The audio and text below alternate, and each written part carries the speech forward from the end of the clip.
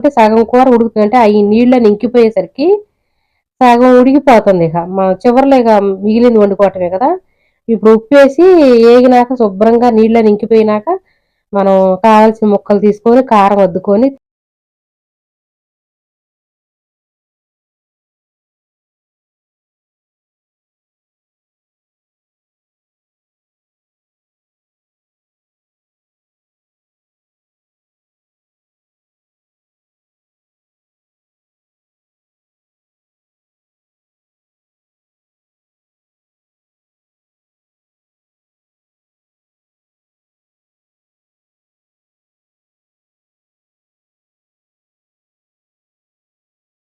ఉల్లిపాయ మట్టుకు వేయకూడదండి అసలు పంది మాంసంలో.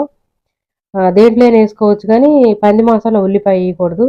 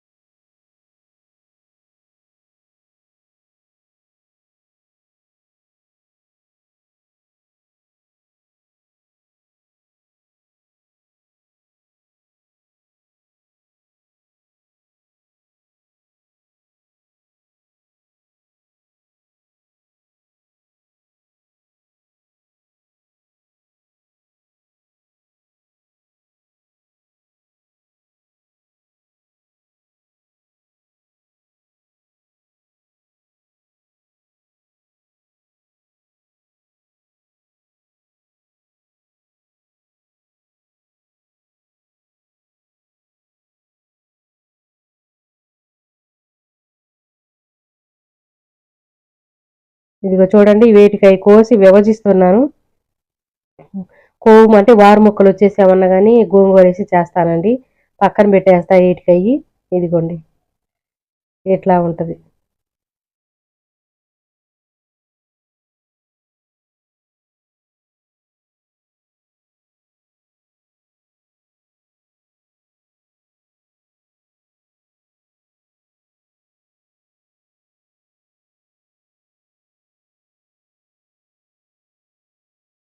హాయ్ అండి, ఈరోజు వచ్చేసి పంది మాంసం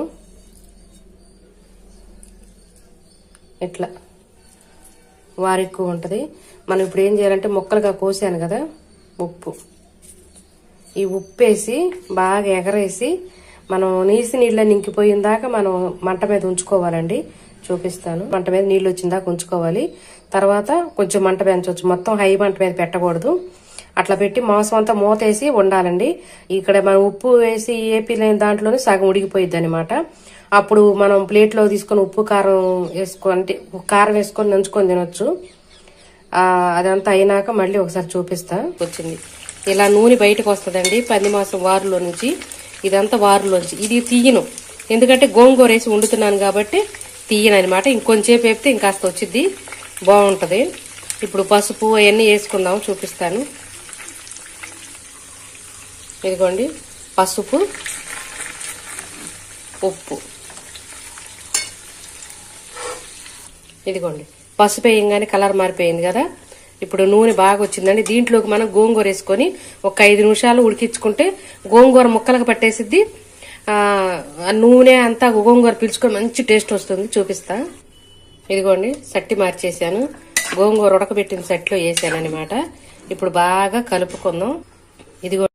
ఇదిగోండి కారం వేసి ఇప్పుడు కలుపుతాను. ఎక్కువ కారం పట్టిద్దండి, గోంగూర పంది మాంసం కదా. 4 స్పూన్లు కారం వేసుకున్నాను. ఇది కలిపినాక సన్న మంట మీద మనం ఎక్కువసేపు ఉంచాలండి. అంటే నూనె పూర్తిగా బయటకు రావాలి, అప్పుడే మంచి టేస్ట్ వస్తుంది కూర. మన గోంగూర కూడా మాంసానికి సరిపడా వేసుకుంటే ఇది ఇదిగోండి నూనె చూసారు ఎంత వచ్చిందో, ఒక్క చుక్క నూనె వేయలేదండి, అంతా పంది మాంసంలో వచ్చిన నూనె. ఇదిగోండి అల్లం చిన్నులపాయల పేస్టు, ఇదేమో గరం మసాలా, బాగా గరం మసాలా కొంచెం ఘాటుగా ఉంటుంది. ఈ రెండు కలిపి చూపిస్తాను. చక్కగా ఇంతేనండి, ఇంకొక నిమిషం మగ్గితే కూర రెడీ అయిపోయినట్టు. ఎక్కువసేపు ఉంచాల్సిన పని కూడా లేదు, ఎందుకంటే మనకి నూనె ఆల్రెడీ బయటకు వచ్చేసింది కాబట్టి చాలా చక్కగా ఉంటుందండి. ఒక్క నిమిషం మూతేసి చూసారు కదా, నీసి నీళ్ళు ఇంకపై మాంసంలో ఉన్న నూనె బయటకు వచ్చింది. ఈ చిరు పక్కటెముకలండి, ఆల్రెడీ పంది మాంసం కాబట్టి నేను ఆయిల్ ఎక్కువ వేయట్లేదు. ఒక స్పూన్ వేసాను. అలాగే పసుపు, పెద్దలపాయ, పచ్చిమిరపకాయ. ఇందుట్లో మటుకు ఎందుకు వేసానంటే అండి, ఇది ఒక్క ఎత్తుకే వచ్చింది, నెల ఉంచుకోవాల్సిన పని లేదు. కొంచెమే కదా ఉంది, ఇద్దరం వేసుకున్నామంటే సరిపోయిద్ది. అందుకోసమే నేను పెద్దలపాయ వేసానండి, లేదంటే పంది మాంసంలో పెద్దలపాయ వేయనమాట. మూత వేసుకున్నాం, నాకు బాగా మగ్గినాయి కదా. ఇప్పుడు టమాటాలు వేసుకుందాం. 2 టమాటాలు వేసానండి. 2 వేసి బాగా మగ్గాలి, అవి కూడా గుజ్జు గుజ్జుగా అయిపోవాలి. తర్వాత కారం వేసుకున్నాను. నాకు కూరకి ఎంత సరిపడా అనుకుంటానో అంత వేసుకున్నానండి. ఇది నేను పట్టించుకున్న కారం అనమాట, చాలా బాగుంటుంది టేస్ట్. సాంబార్ కారం దినుసులన్నీ వేసి పట్టించుకుంటాను. చూసారు కదా ఎంత కలర్ఫుల్గా అయ్యిందో కారం వేసేసరికి. మంచి కారం అండి, దగ్గరుండి పట్టించుకుంటాను అన్నీ కూడా. మూతేసి బాగా మగ్గనివ్వాలి. ఇదిగో చూడండి, చక్కగా మగ్గి నూనె కూడా బయటకు వచ్చింది. నేను కొద్దిగా అంటే గిద్ద గ్లాసులు అడుగు పట్టే నీళ్లు పోసి అల్లం చిన్నుపాయల పేస్ట్ కూడా వేసానండి. నేను వీడియో తీస్తూ చేశాను, కానీ బటన్ నొక్కటం మర్చిపోయాను, అందుకని అది పాడలే. అందుకని మీకు మళ్ళీ అల్లం చిన్నుపాయ చూపించి తిప్పుతున్నాను అనమాట. కూర బాగా అయిపోయిందండి, దగ్గరకు వచ్చేసింది. ఇట్లా గుజ్జుగా అంటే ఇద్దరు మనుషులు ఒక ఎత్తుకే కాబట్టి ఇలా చేస్తున్నాను, లేదంటే చక్కగా పులుసు పెడతానండి. 2 రకాలుగా చేస్తున్నాను కాబట్టి నచ్చినట్టుగా ఇలా చేసుకుంటున్నాను. చూడండి ఎంత అందంగా వచ్చిందో అసలు కూర. నేను వేసింది ఒకే ఒక గంటె నూనె, ఆ నూనె కూడా మనకి బయటకు వచ్చేసింది. సూపర్గా వచ్చిందండి.